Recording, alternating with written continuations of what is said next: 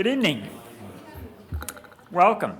My name is Hank Clark, and on behalf of the Political Economy Project, as well as the MALS program, that's Masters in Liberal Studies, and its director, Professor Don Pease, it is a great pleasure to welcome you here this evening. Just one brief word about an upcoming PEP event that some of you in this audience may actually find interesting.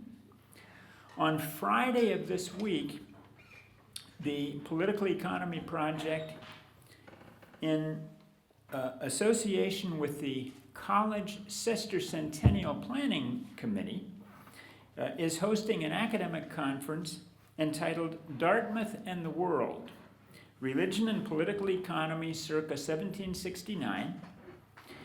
It explores the life and times of the founding of Dartmouth College. It begins on Friday at 4 p.m. in Dartmouth Hall. That's 4 p.m. in Dartmouth Hall 105, and it is free and open to the public. Do consult the announcements in Vox, on the 250 Dartmouth website, on our website, pep.dartmouth.edu, or in the Valley News for more specific details. And now to tonight's special event. Brexit is, of course, on everyone's mind these days.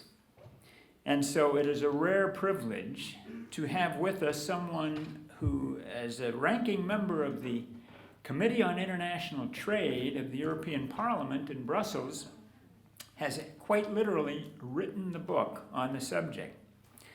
Moreover, some of those who helped him research that book are his past Dartmouth College interns in Brussels. It is no ordinary member of Parliament who has that kind of association with the college, and so he is deserving of more than an ordinary introduction. Fortunately, we have with us just the right person to deliver it. That would be Catherine Rines. Catherine Rines is part of a generation of pioneers in women's education at Dartmouth. A graduate of the Smith College class of 71, Kathy was an exchange student here for a year on a program for women students just before the college went co-ed in 1972. It's been a great joy to get to know her a little bit in the preparation for this visit and for this event. And so without further ado, won't you please join me in welcoming Kathy Rines.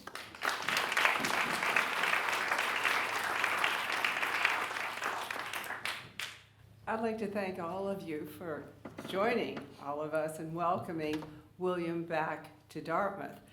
It's really wonderful that many of you are at the Tuck School, because it was at, a lesser business school, Harvard Business School, that William and I met.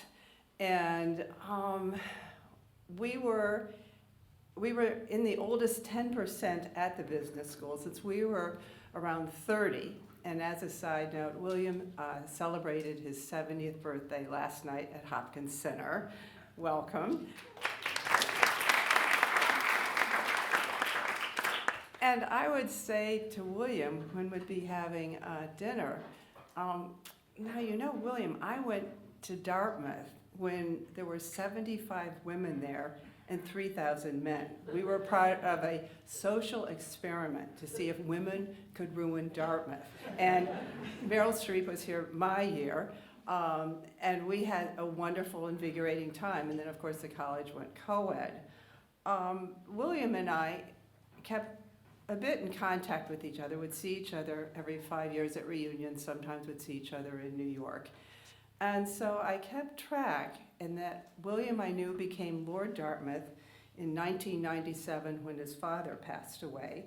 And he had 2 years, I believe, in the House of Lords until that seat was disbanded. But William still wanted to do public service. So he has been elected for 2 5-year terms to the European Parliament representing Southwest England, and he distinguished himself on the Committee of International Trade. And so I would like to say for all of you, celebrate those relationships you have at Tuck and at Dartmouth, and try to maintain them through the years because it's fascinating to watch everyone's growth and development. And I also want to say, never give up on bugging.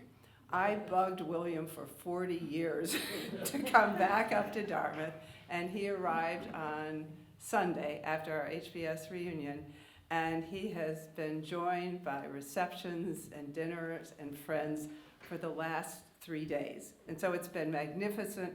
Welcome back. And we are really excited about hearing your singular voice. He's always had a singular voice on this subject of Brexit. Welcome, welcome back.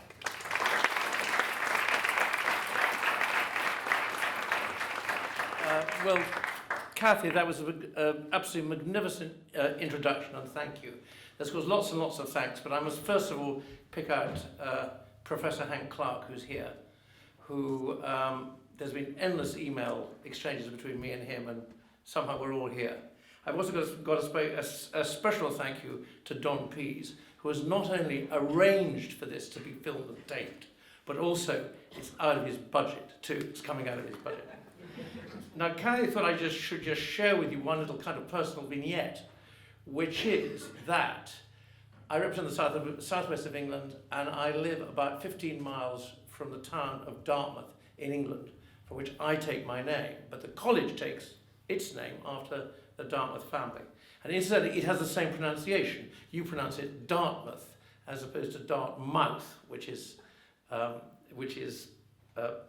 more phonetic version. Anyway, the town of Dartmouth in South Devon has got a population of about 5,500, according to Wikipedia, because I just looked it up yesterday. And in consequence, you only see the word Dartmouth on the road signs when you're in about a 6-mile radius of the town of Dartmouth. By contrast, here you see Dartmouth, Dartmouth, Dartmouth everywhere. And Kathy couldn't quite understand when my eyes misted over when I saw Dartmouth coach at the South Station in Boston actually. Anyway, just to clarify, I should also say that in my life I've made lots of speeches, but I've never ever made a lecture before. So this is billed as being a lecture. So I don't intend to lecture you, but it is a lecture, so it's something slightly different.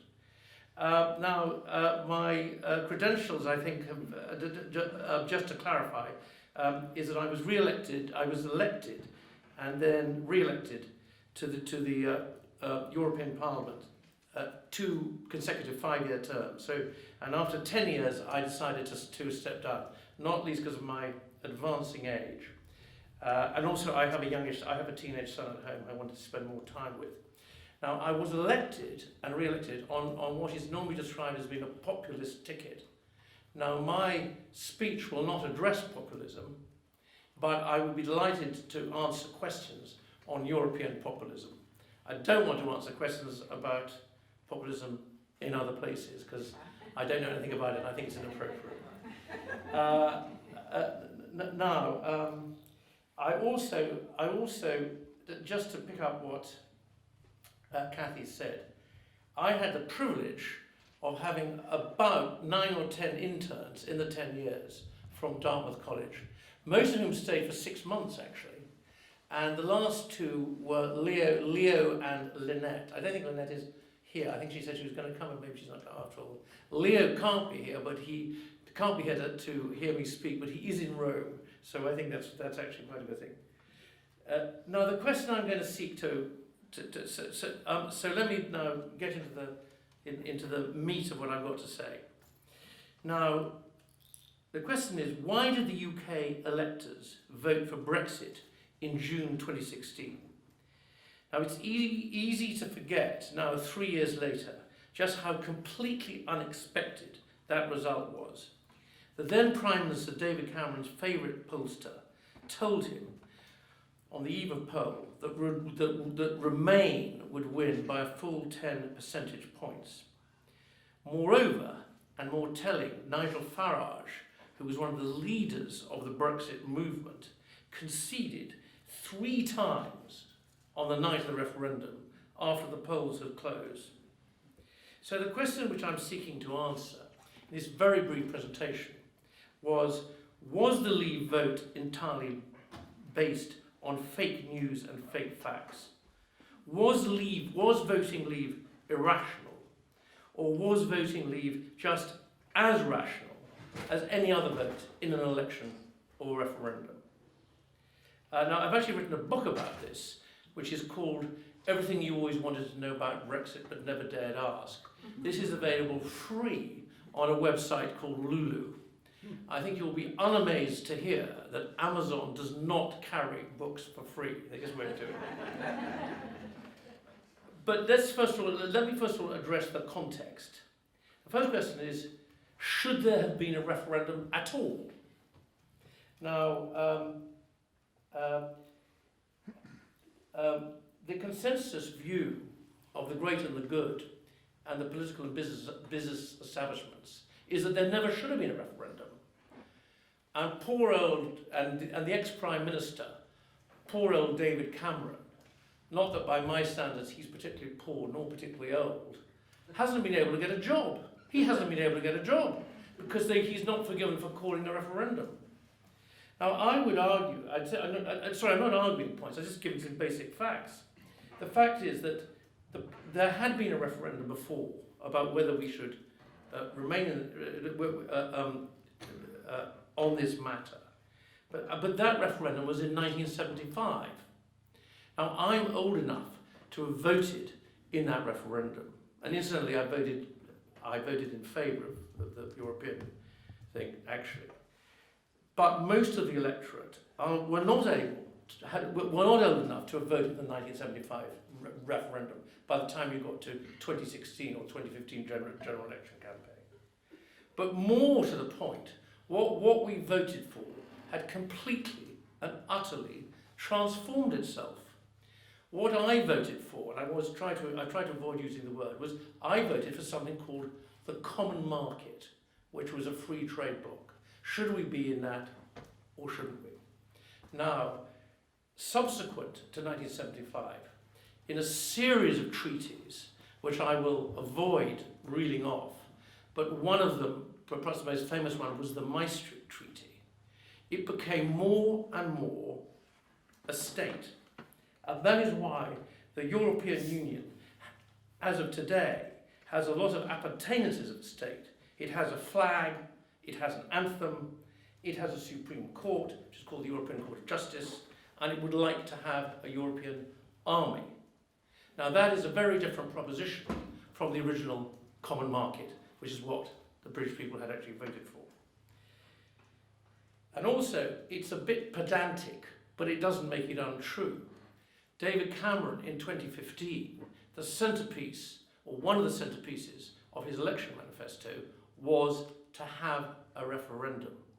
So now, for people to say you shouldn't have had a referendum because it hasn't come out, because you should never have held a referendum because it hasn't turned out the way that we actually wanted to, seems to me to be a little bit inappropriate. And so, anyway, poor old chap, he can't get a job. He can't get a job. His Sancho Panza, George Osborne, has got about 6 jobs, but he hasn't got any. So anyway, but I owe a lot to David Cameron, and if somebody feels like asking me, I'll tell you what it is. Now, let's also look at the context of the European Union. There are currently, because the UK is still there are 28 member states, but which sounds very impressive. And in fact, it is rather impressive. However, a lot of these are very small. Now, if you take the GDP of the smallest of those states with the smallest GDPs, you add them together and you compare them with the GDP of the United Kingdom, you will find that the GDP of the United Kingdom is equivalent to the 18 smallest states put together. So in fact, the economy, the union of 28 countries has in fact will become a union of 9. And the fact of the matter is, it was completely and utterly mishandled by the Juncker Commission. Now I see there are some people, I think, from the Tuck School out there. Somebody said, maybe there aren't. But everyone is interested in business. It's very simple. They lost their second biggest client. They lost their second biggest client. Now, their answer to that is just, instead of saying, maybe we've done something wrong, maybe we should just look at what we're doing and maybe do it a different way, which is what people would do in most organisations. They simply are carrying on regardless, with more and more and more integration, which is indeed an entire seminar in itself, but I'm not going to touch on that today. Now, when I talk about the UK, there are, of course, some strengths of the UK. First of all, we are the fifth largest economy in the world, the second largest economy in the EU, the second largest exporter of services in the world, and the world's #1 international financial centre. And also, as I had the privilege of speaking in a university, it's worth pointing out that the UK has significant strengths in higher education. Specifically, we have 3 of the top 10 universities in the world. Sometimes it's rated the top 4. Depends what they think about University College London. Sometimes it makes it the top 10, sometimes it doesn't. And we have, according to this thing, which is the World University Rankings of 2019, 29 universities in the top 200 in the world. Further to that, which is less commonly known or commented on, the common law, English common law, and it is English. Scotland has actually a different system. English common law, there are 80 other countries whose legal systems are based on English common law, including not only the United States, but also India. Now, the countries of the European Union have a completely different legal system or systems based on the Napoleonic Code. And moreover, we who brought common law to the world, there is a supremacy. The European court, the courts of the European Union, specifically the European Court of Justice, are supreme over the British courts. The Supreme Court is actually a misnomer. It's not strictly true. And then, of course, another strength we have, which is very obvious but it's still worth stating, is that, of course, English is the world's second language. I've got a calculation here that according to a publication called Ethnologic Languages of the World 2017, they have calculated that 753,359,540 people use English as their second language. I'm not so sure about the 540, but you get the idea. The second one, oddly enough, being French, which is 202 million. Now, however, by being in the European Union, we in the UK, with all these strengths, all this history, and all this size, we give away very significant powers to the European Union and to the Brussels Commission. Now, again, that could be a subject for an entire lecture, so I'm going to spare you that. But it has been said that in some respects, the UK has less autonomy in relation to the European Commission than the state of New Hampshire has to the federal government in the United States. And there's a constant stream of job-destroying legislation which we in England, which we in Britain adhere to, and other EU countries do not. I mean, a Romanian supermarket is just simply not going to follow the food hygiene laws. Now, I'm not saying this because I'm in any way anti-Romanian. I'm just saying this is a basic fact. It's just an observable fact. We are obliged to have open borders in relation to the EU, and there's a supremacy, the supremacy of EU law over English law. To give you a flavour of some of the directives, there's the Working Time Directive, which this tells people that they can no longer work the hours that they want. They're restricted to 48 hours. Now, I, in my life, have been privilege is the wrong word. I happen to have met a lot of very successful people, and doubtless you have, and you will, and you will. You ask one of them, or two of them, or three of them, sometime, if they would have been as successful if their working week had been restricted to 48 hours. That's what the EU has actually imposed. It also, as a practical matter,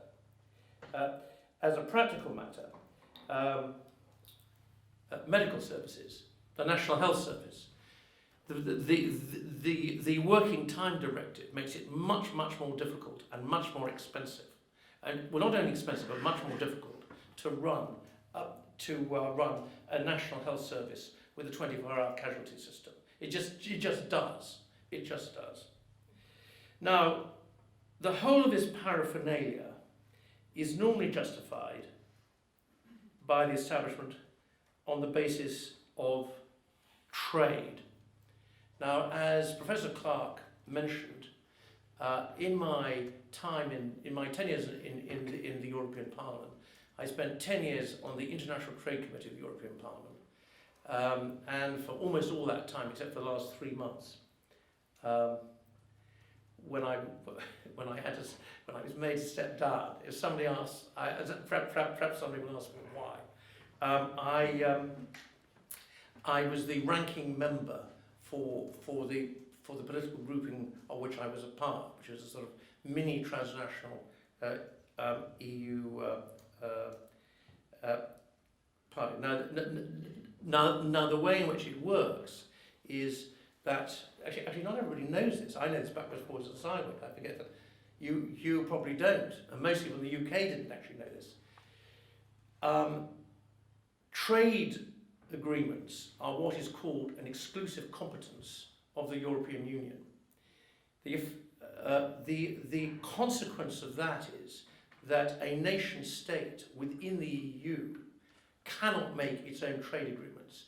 That power is devolved to the EU Trade Commissioner. Not devolved, it's going, because that says down, it goes up to the EU Trade Commissioner.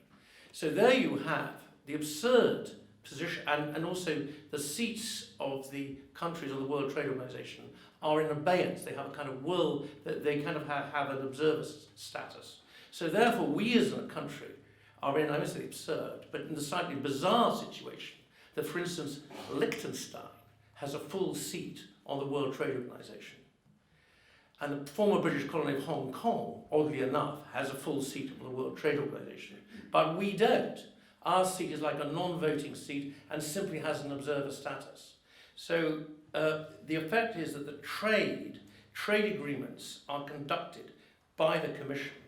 And since the Lisbon Treaty, they had to be ratified by the EU Parliament. And if you're going to spend some time in your life as a legislator, slightly shouting at the back of the room, saying that you don't agree with what's going on, it was actually very productive and very constructive and very interesting for me, because all the trade agreements went through the Trade Committee. They had to be endorsed by the Trade Committee before going to the floor of the European Parliament. So you had some real power. Well, I think power is a slightly different word, real influence. So I spent and also it meant that the distinguished Dartmouth students, or undergraduates I should say, were pretty much working on that. So in other words, although I was elected and re-elected on a pro-Brexit ticket, and we were pretty much against everything, the one thing we were in favour of was trade. So that was a reasonably constructive time. Now I'm now going to now we're going to have a slideshow. Where we're going to have a look at trade and the trade arguments. Is it worth being in the EU because of trade? So here you have the proposition that is normally put forward in the UK is that a country has to have a trade agreement in order to be able to trade. Well, that is actually complete rubbish. It's just not true. Here we have, a lot of these things are not fully up to date, but they haven't changed very much since 2017. You can see the amount of trade going on between the UK and the United States. Similarly, you can see the next thing then, the value of trade between China and the United States, and similarly with Japan. Now, what this has in common is none of these countries have got trade agreements with the United States. They still do all that business. Now, it's a topic for another lecture or seminar or series of seminars that I'm just mentioning this in passing, that if you look at part 2, China is an interesting question.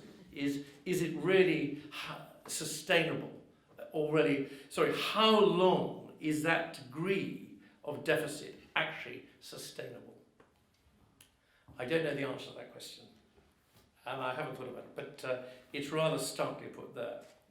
Now, the other argument for staying in the European Union, which is constantly put forward, is, and I was asked this in a sort of knowing way, because it sounds credible, by a series of BBC journalists, which is a country, the proposition that a country needs to be in a large trading bloc in order to be able to negotiate trade agreements.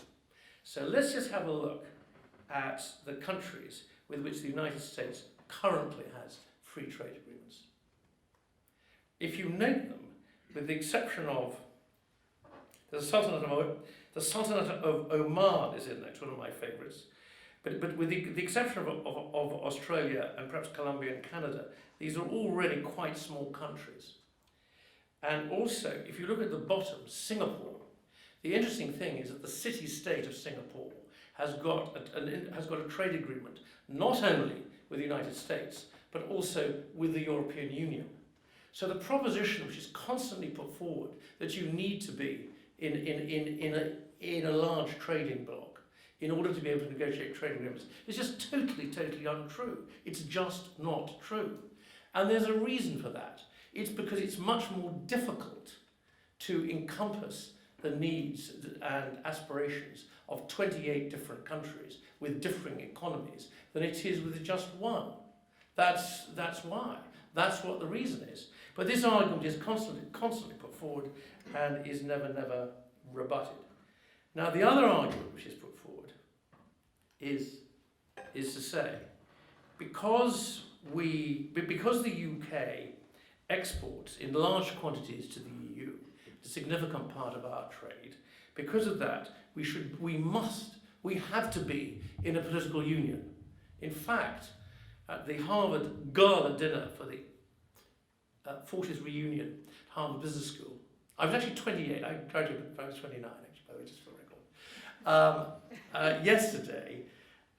record. On Saturday, I was sitting down with a classmate, and this chap came up and got in a conversation, who was a Belgian, and he said, I spent 37 years with McKinsey, and he said, it's madness to leave the trading bloc. And I said, well, look, you're a McKinsey man. Could you perhaps be a little bit more analytical? Anyway, let's just have a look at here. The UK's percentage of its exports to EU countries on the first line is 43%. And that proportion, incidentally, has been going down, is going down, continues to go down.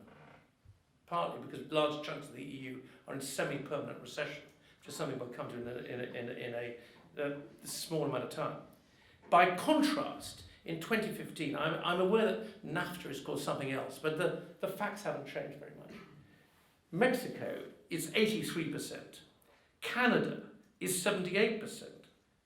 But nobody says whether in Mexico or the United States or in Canada that because of this high proportion of exports going to other countries in NAFTA, that Mexico, Canada and the United States should be in a political union.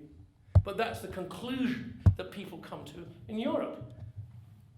I mean, QE, I'm not going to comment. And because of that, now the reference to no free movement of people within NAFTA, we certainly know there's no free movement of people, is because the other side of being in the EU political union is that the UK is obliged to have open borders with the other 27 member states.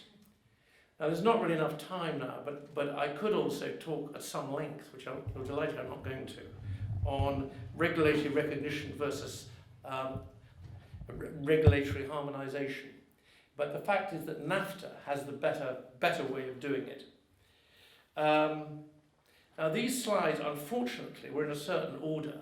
It was just too complicated to change them. So we're now going to go back to another point. We're going back to a point we've looked at earlier on. New Zealand's trade agreements, it's the same thing. Small country, no problem with making trade agreements. In particular, they have a trade agreement with China, which the European Union doesn't have, and the United States doesn't have, and I think it's quite unlikely to have. Now we now come to the next slide. Falling global tariffs since 1990. Now the UK joined the then common market in 1975. This shows the falling global tariffs since 1990. The point of this is that it makes it less valuable. The decline of tariffs, the fact that the world is less protectionist than in 1975, makes it less valuable to be a member of a large trading bloc. So is that really enough to be part of the European Union, which is a political union? It calls itself a political union. I'm not calling it a political union. That's what it calls itself. Now, the next slides, I'm trying to go reasonably quickly, because otherwise it gets a bit repetitive. The proposition that is put forward endlessly is that by leaving the EU, UK-EU trade would either stop completely, hence the endlessly repeated assertion we'll lose 3 million jobs, or that it will be tremendously inhibited. Now, if you look at the top 20 non-EU trading partners of the EU in 2015, you can see the sheer volume. This is imports plus exports. So you can see the sheer volume of trade. And if you look at the top 20, you see this gigantic total figure. Well, that is more than the entire economy of France. And it's more, even, the entire economy of the EU. The trade that takes place between the non-EU trading partners of the EU in 2015. Between the EU and countries outside the EU. Now, even more to the point here, let's just take a quick look at Switzerland. Now, Switzerland is not a member of the European Union. Nevertheless, per capita, it sells more to the European Union by a margin of 4.8 times, if you look at than what we do in the UK. And that's without being a member of the European Union, although it does have multiple agreements with them. I'd also make the point that in the UK's trade with the European Union, we have a £97 billion deficit in goods with the EU. Now that is roughly equivalent to twice the entire economy of New Hampshire. And that's just the deficit. That's just the deficit. And then these slides sort of make the same point again, but more dramatically. China is not a member of the European Union. I think most people know that. But China also does not have a trade agreement with the European Union.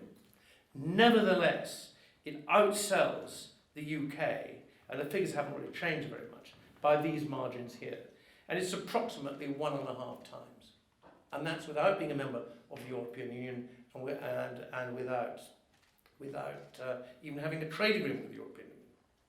Now, somebody will doubtless say, or is thinking, they're already informed, well, what about services? Well, first of all, services aren't really covered in the single market. The single market is incomplete in the EU single market. I've got a figure that it's 5%. But service exports, now the UK is the world's second largest exporter of services. So you might think that it would export more services to the other EU countries, than anybody. Sadly, not the case. Have a look here. There's the United States. United States, I don't know. So if you leave the EU, again, I'm hammering home the same point. If you leave the EU, the experience of other countries shows that the trade will continue and will not cease. And then the next one here, these two slides are very, very similar. These show the top 10 exporters to the EU in 2017.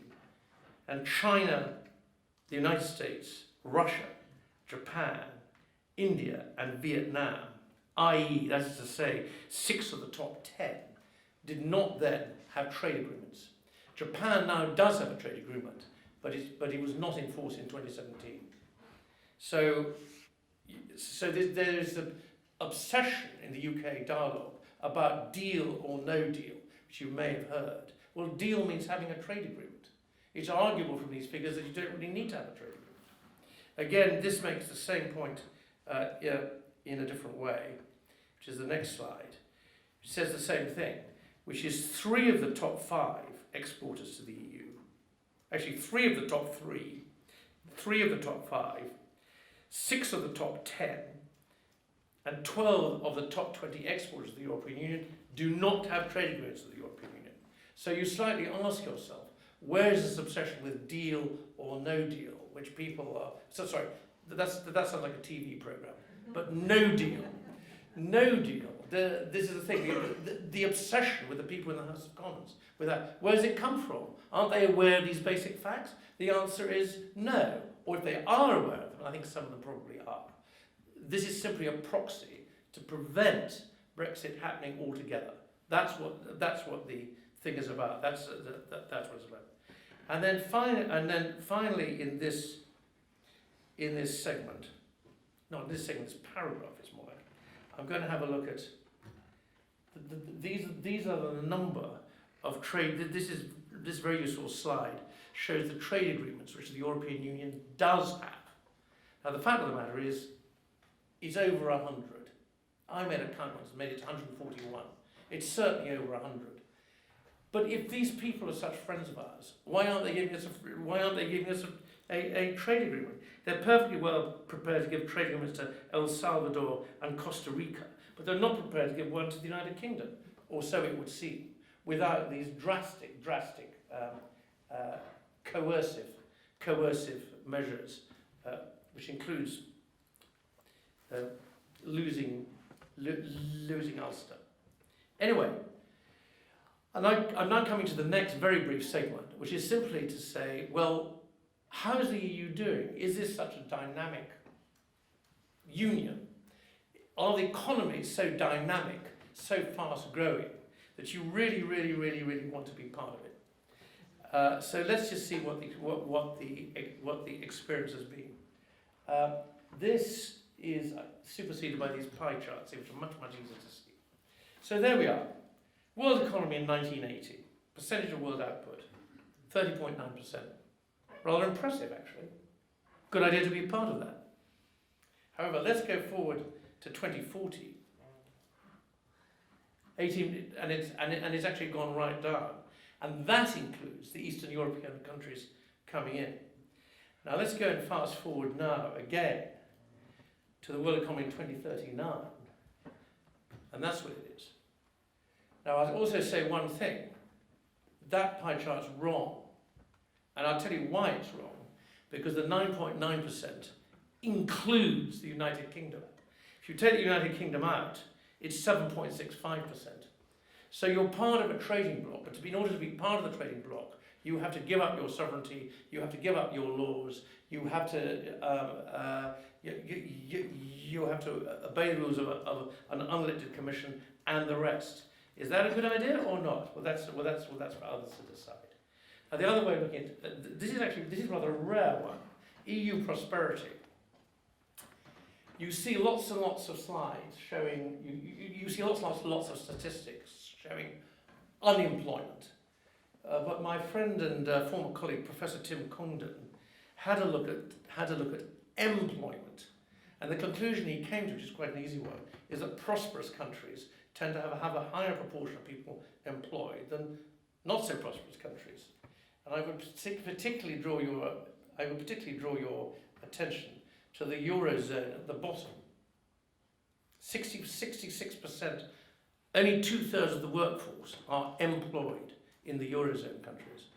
There are 90, by the way, just for people like myself who've had to sort of sit staring at this forever, you may not be aware that there's only 19 countries out of the 28 are actually in the Eurozone. 9 are not in the Eurozone. So that's right. And then more tellingly still, because there are some younger people here who I think, and thank you very much for coming. Let's go to the next one. It's constantly said, the young, not being in the European Union is against the interests of young people. Let's have a look at this chart. I think this is much more telling. The red line is youth unemployment. Youth unemployment in the UK, 15%. Much too high. Couldn't agree more. Greece, youth unemployment 45%. Spain 35%. Portugal 20%. Italy 35%. The effect of this is actually that if you're a young person coming out, you can't get a job in those countries. This is a dysfunctional system because the euro is a sort of economic doomsday machine. Because basically the economy of these countries, specifically Greece, and we think Italy as well, simply cannot function in exactly the same monetary zone as Germany. The euro is overvalued for them and undervalued for Germany, and it basically has that consequence. It's the single market and service I'm going to gloss over. And now we are going to talk about influence, very briefly. Then, the other argument which is produced in favour of Remain, in favour of the European Union for the UK, is to say, but you've got so much influence. And you see people writing impassioned essays saying, when we leave the EU, we will have no influence in the world. Well, let's have a look at the influence we've actually got at the moment. Now, MEPs are not particularly important, although I was one for 10 years. But we did have nearly 20% of them. Now it's down to 9.7%. It's less than 10%. And the effect of that is you can't block anything. You can't block anything. And let's have a look at European commissioners. Now, the 28 European commissioners are not the most capable people in Europe. They are chosen on 2 criteria. In the first instance, nationality, and in the second instance, gender. And you will see here that we used to have, in the UK, 1973, which that should be 1975, but never mind. I think I'm the only person who's noticed that, actually. 1975, voted 1975. We had 2 out of 13 commissioners. Rather impressive. You're kind of slightly calling the shots there. Not quite calling the shots, but people had to listen to what you say. We now have, that was 15.4%, we now have 1 out of 28. And for the percentage-minded people, that's 3.6%. To give you yet more percentages, our total vote in the Council of Ministers is now 8.28%. We don't have any influence. And to forward this up, which I think actually I'll go through quite quickly, is here is the current commission. It's still there till October the 31st, so I don't have to quite change the slide yet. There's the President, Mr. Juncker, who is actually now in New York, being a grand fromage. Does everybody know what a grand fromage? A big cheese at the thing. That's actually Juncker. And then there's this layer of people below him. Now we must see, we just said, that the economy of the UK is equivalent to that between 18 and 19 of the smallest member states altogether. So where's the EU commissioner? No, sorry, the UK commissioner to the EU. No, he's not there. Anyway, let's have a look at the next one. This is what I call the business class one. These are the report to first vice presidents. Crikey, this looks a bit like Citicorp to me. There must be a British commission in there, surely. Oh no, there's not. That man's Finnish, Katainen. And then we go to the last round of people. And there he is. There is the British commissioner. There you are, full of influence, influencing the world, influencing the EU. So in conclusion, therefore, as I hope I've demonstrated, the European Union, the aim of the European Union is to be a state, a super-state, in which countries would count for very little or nothing.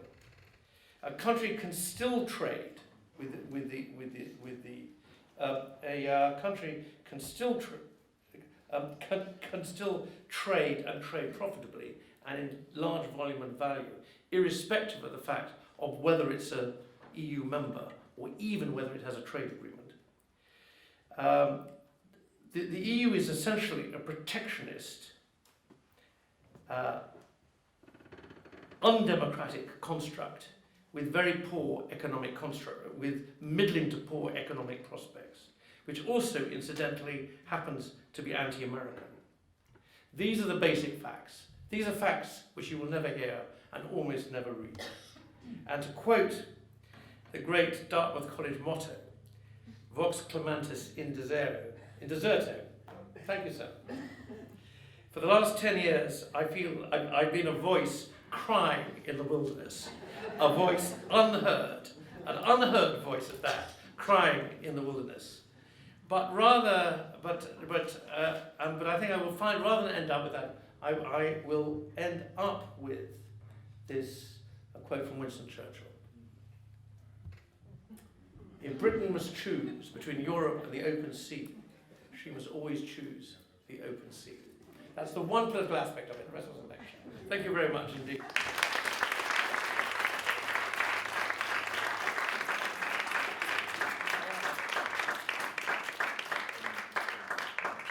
Now, I very much hope there are going to be some questions. Shall I, let me go to the furthest one. Hi, thank you so much for coming, first of all. I think this was really enlightening, especially over on the side of the Atlantic. We don't really get a lot of media coverage of like Brexit. I was curious what your thoughts were on its impact on London as like a financial hub globally, and whether you thought that was like a material negative. That's a great question. First of all, London is primarily a wholesale market, so that goes on. I mean, they need that. I mean, they actually need the wholesale market as well. As a financial centre, it's also got major businesses in foreign exchange trading, which you don't hear very much about, and of course insurance. So there's every reason to suppose that will go on. Now, that hasn't stopped Jamie Dimon of Morgan making the same announcement about cutting jobs about 8 times that I've read in the last 3 years in the Financial Times. So the answer is it may go back a little bit, but the expertise is there. It's in the time zones. It has the English language, and it's got other businesses which aren't affected by the EU at all. But I'll make one other point, which is actually much more important. Since I'm not a specialist in this area, but in the 10 years that I was in the European Parliament, there was this stream of anti-City of London legislation that was put through systematically by the Commission. So we really had a choice, in my view, of either getting out or suffering the death of 1,000 cuts. I have to go, I think, to the gentleman who tell me what the Dartmouth motto was earlier. Hey, thank you very much for coming. This is great. I guess my question relates to the European Parliament. You mentioned that over the last 40, 50 years, the percentage of UK representatives to the European Parliament has gone down. Another phenomenon which I'm familiar with is since 1979, you see voter turnout for the European Parliament decreased from 63% in 1979, down, all the way down to all-time low of 43% in 2009. However, this year, a couple of months ago, we saw voter turnout increased for the first time to 50%, the first time since 1979. So I guess my question is, what do you contribute that slight but significant rise in voter turnout that we saw in the European Parliament? Right, thank you. Very simply, I attribute it to what was called the Spitzenkandidaten process. Now, the Spitzenkandidaten process, is there any German speaker here? Please don't translate it. But anyway, it's a German word, and the German, I think it's true to say the German vocabulary, they tack on words to come up with ever longer words. Very simply, the Spitzenkandidaten process said that whichever party, and these are transnational European parties, the classic one being the European People's Party and the European Socialist Party, whichever party had the largest number of MEPs, their nominated candidate became the president of the Commission. And that was on that basis that Juncker became president of the Commission 5 years ago. This was even though the EPP had actually lost 45 seats. They were still the biggest party.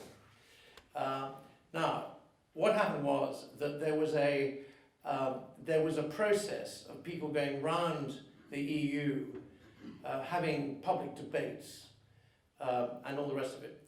And even at my sort of outline level, in the last 3 months, I was asked twice to speak on a program called Raw Politics on a channel called Euronews to comment on with others about. I was what's called a talking head. Are you familiar with that thing? I was a talking head on TV to discuss how the Spitzenkandidaten debate was going on, and it all went on. And then a very good guy who's called Jan Saladil, who was the candidate for another group. He actually got elected when he didn't expect it because he had this exposure. Blah blah blah. So all that was what happened.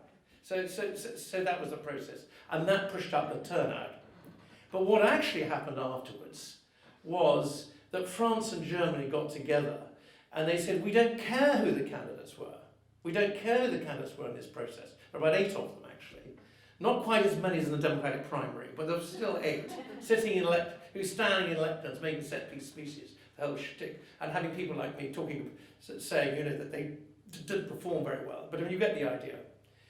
And so they actually got together, and they had somebody appointed president of the Commission, Ursula von der Leyen, who was never a candidate.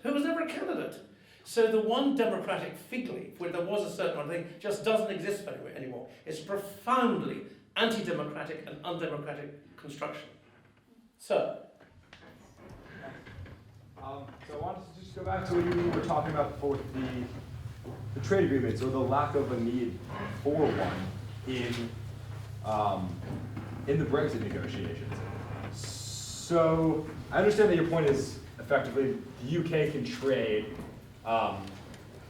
with the EU without a trade agreement, but you have, obviously, and this is probably an obvious question for you, but not for me, this question of Ireland, where there's political and sort of social realities that accompany a hard versus a soft border.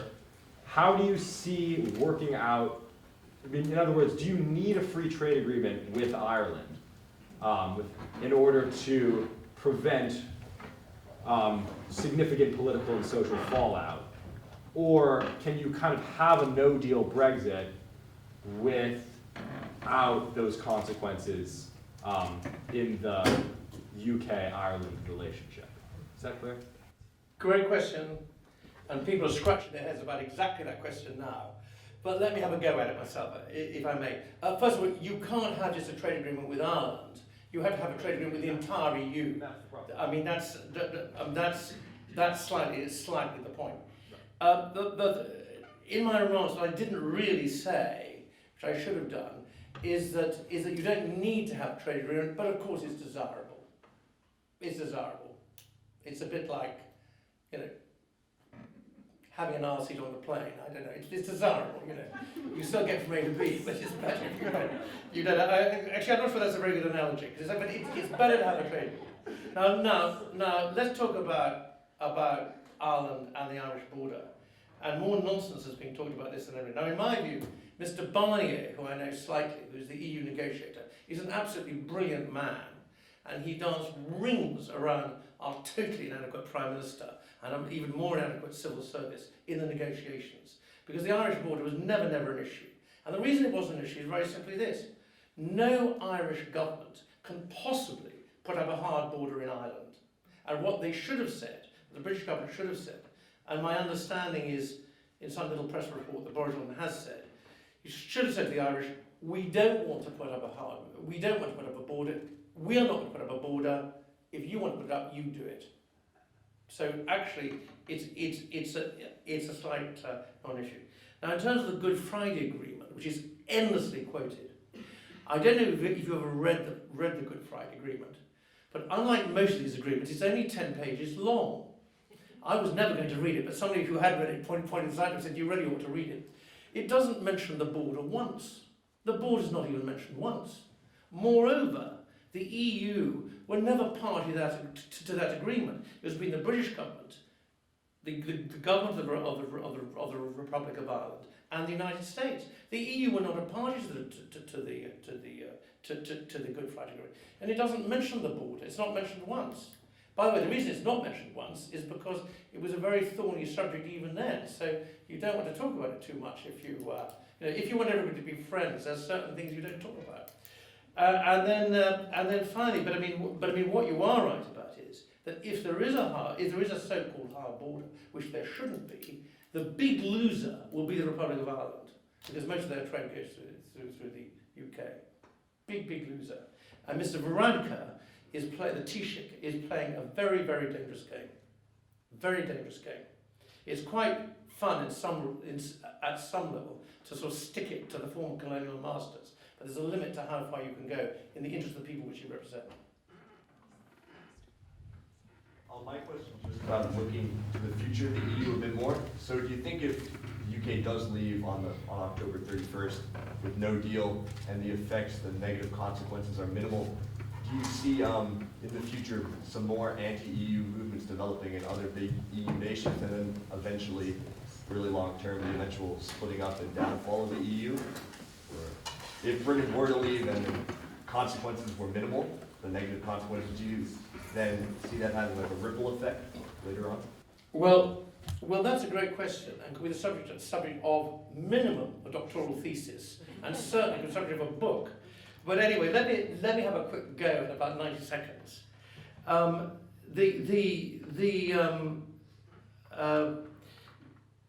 The basic effect will be is that we, along with the Dutch, were huge speakers for the people standing up for the independence of the. We were standing up against more and more European integration, which is a jargon term for more and more people becoming a superstate, a state. Now, we're not there, we go. So therefore, you've then got Macron, who's a European federalist. I'm not saying this in a pejorative way, I'm just saying that's what he believes in. He thinks that's the solution. And Merkel, who pretty much thinks the same thing. So they will go further and further and further and further in that direction, irrespective of any popular consent, and irrespective of how that works for the economic reality. So that will engender more and more, not leave the EU so much, but Eurosceptic feeling, which is really a request for more devolved power, for more decision making to be made at the nation state level. Now, there's a chapter in my book which I practically kill myself turning into a pamphlet, which spells out that even since 2016, the time of the Brexit referendum, there's been further and further and further EU integration, of which the most dramatic level is with the so-called EU army, which of course will result in the destruction of NATO. And of course, no less a person than President Macron himself. President Macron of France wasn't just some European bureaucrat. It was the President of France said, we need to have a European army to protect us against China, Russia, and even the United States. So it's going further and further. Now, what I must emphasize is you asked me what's happening in the future, but I have to say in the present, there's been a European-wide revolt against the European establishment. what might be called the nomenclatura. And before spelling this out, one very important point is that this has not been entirely on the centre right and the right. It's also been on the left and the centre left. So, for example, the Syriza government in Greece is the most left-wing government that's ever been elected, as opposed to taking power by coup d'etat, elected in a the most, certainly the most for about 25 years, and that was Eurosceptic. Similarly, in Spain you have Podemos, which again is left-wing Eurosceptic, and there's also another grouping, and similarly there's another grouping in Spain, which is, does anyone speak Spanish here? Ciudad, it's like city, C-I-D-U-A-A-D, the Citizens Party, which actually is a centre party, which is actually a centre party. Meantime, Eurosceptics are, the Law and Justice Party in Poland is a Eurosceptic party. The Danish People's Party, which is a Eurosceptic party, has been in government in Denmark. It's been real this off actually. There's the Dutch Freedom Party, which is plodding along at various levels, 25% or something, which is quite a lot. Which is a Eurosceptic party. In Italy, there was a Eurosceptic government, the Five Star Movement, which is the left-of-centre party in coalition with the Lega, which is a centre-right party. You still got so there's a nationwide, there's a European-wide insurrection, democratic insurrection. Orban is in government in Hungary. I'm not justifying Orban, I'm just explaining it. And if they simply ignore all popular consent, in fact, it was a rather good example with my exhibition of the Spitzenkandidaten just now. If they simply ignore it, this will go on and on and on. And they'll go on ignoring it. And if they go on ignoring it, that creates huge stresses and strains. I've got to pick the front, I think. Well, thank you for being here. We're honored to have you. We appreciate your time. I wanted to ask about your observations of the rise of populism, the rise of right-wing parties, particularly in Hungary and Poland. Do you think it's the rise of the superstate that's driving that? What are other forces that are driving the rise of populism? Additionally, what does David Cameron owe you? No, it's what I owe David Cameron. It's what I owe David Cameron. The EU superstate, actually I better not say about David Cameron because this is being filmed. Ask me afterwards, I'll tell you what I'm using. The EU super, one manifestation of lack of power is, of course, no longer being able to control your own borders. So I deliberately have skirted round that, but that is, of course, a factor. But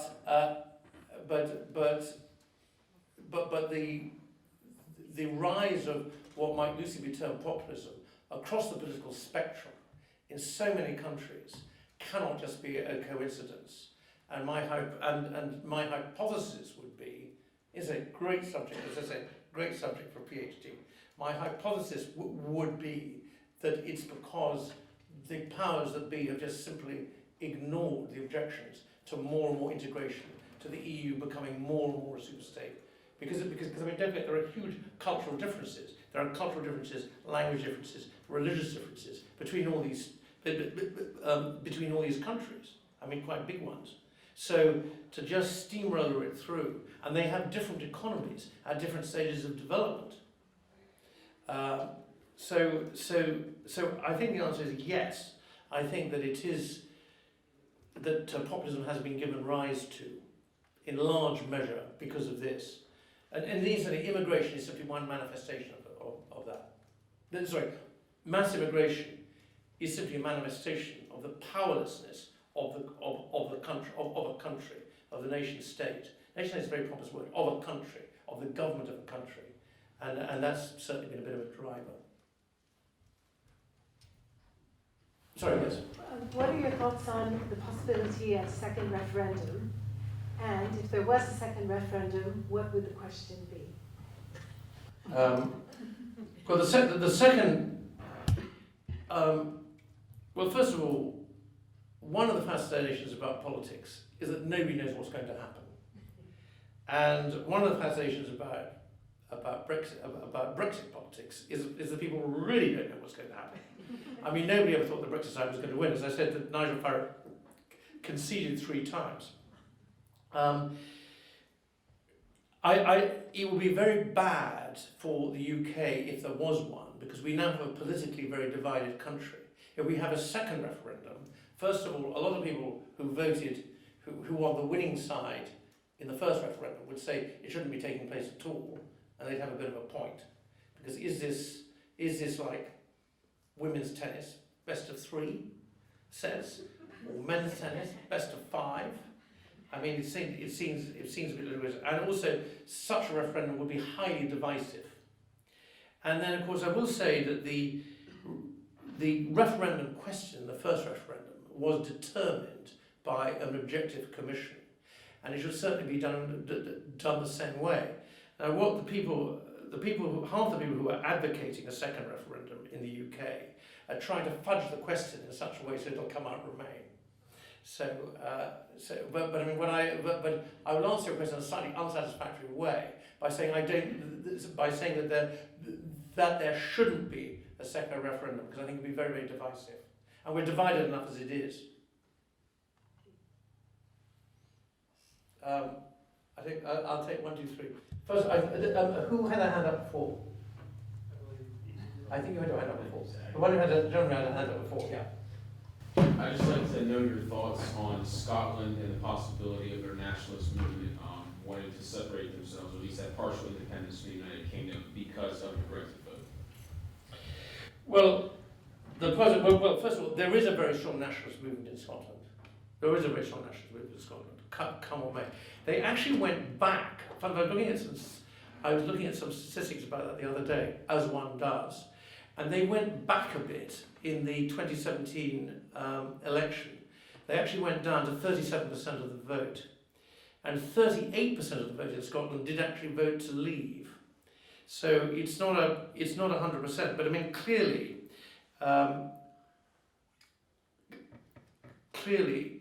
it has made it work.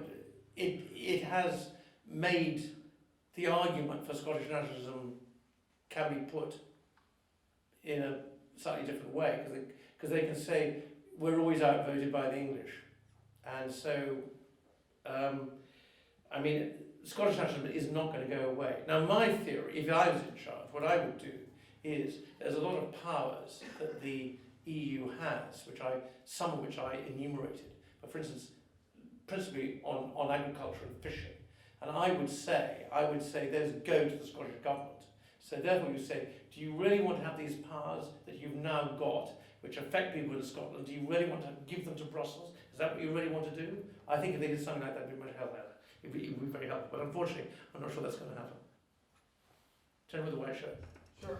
So I was wondering to what extent there's consensus among the center right and far right in the Brexit camp over whether or not there should be free and fair trade. Obviously, it seems to be the main point of your argument. But is there any disagreement among the ranks, or the people that would like to see tariffs? Yeah, that is a great question. I mean, when I was originally elected, Nigel Farage always said we want friendship and friendship and free trade. Fair trade is something else. Friendship and free trade. Now, there's been a slow move away from unrestricted free trade, just very, very, very slowly. Partly because China, partly because the dumping of Chinese steel resulted in the near total closure of our steel industry. But in a way, it's kind of not what people are thinking about at the moment. And we certainly, as a country, are much more committed to free trade than I think the Trump administration is. I didn't want to mention that. The administration is. So. How do you think that the recent court decision deeming Boris Johnson's suspension of Parliament illegal, how does that complicate Brexit and the prospect of Brexit in the coming months? I was wondering if somebody would ask that question. Well, I'd answer it in a different way. First of all, of course, it makes it unbelievably complicated, but it was unbelievably complicated anyway. I don't think it makes it much more complicated. But I'll make an important fact, which you may not be aware of. It's called the Supreme Court, and of course it's copied from the US Supreme Court. But it was a Tony Blair invention that was only set up in October 2009. And it doesn't have the same, obviously, it says something which is legal, their decisions are legally binding, but it doesn't have the credibility in the country that the Supreme Court does in the United States. And Johnson's pitch has always been people versus Parliament, well, has for the last month been people versus Parliament. The establishment are trying to stop this happening, which is sort of true, actually. And so he simply can add to that people versus Parliament and the Supreme Court, and the establishment are trying to stop this happening. So it's incredibly inconvenient, but it doesn't make as much of a difference as all that. The only question is, what difference might it make electorally? And in my quick opinion, it's only an opinion, probably not that much. It might even slightly help him. Electorally. But it's hellish inconvenient. And we can talk about the Constitution a bit. Come as the articles, but it creates a constitutional crisis. And what will happen is that other people will go to the Supreme Court for other legislation which they don't like. And so we will get a US situation, which is that the Supreme Court interferes in political decisions. So, talking about the evolution, or genesis and evolution, you talked about the common market being the starting point. And then there's been an evolution to now the European Union. And I'm wondering if you think there is a place somewhere in between that was realistic for such a small, relatively small geographic area to have developed commonalities. And also, it occurs to me that The Hague and the international bodies that existed in that area, it's interesting that Brussels is the center, do you think that provided some impetus to psychologically develop something broader for Europe? In much sense that the World Court was there and other bodies were there that were already very international and not specifically one state? Well, let me attempt to answer the second part of the question first. I mean, this is just my opinion.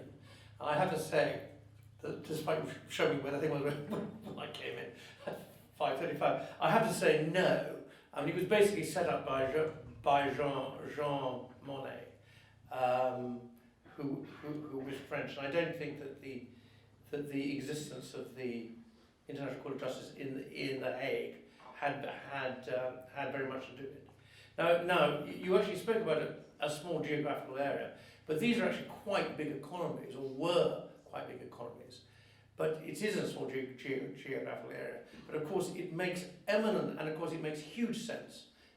sense for countries to get together and cooperate. But they can cooperate, and this has been the thrust of the argument for a very long time.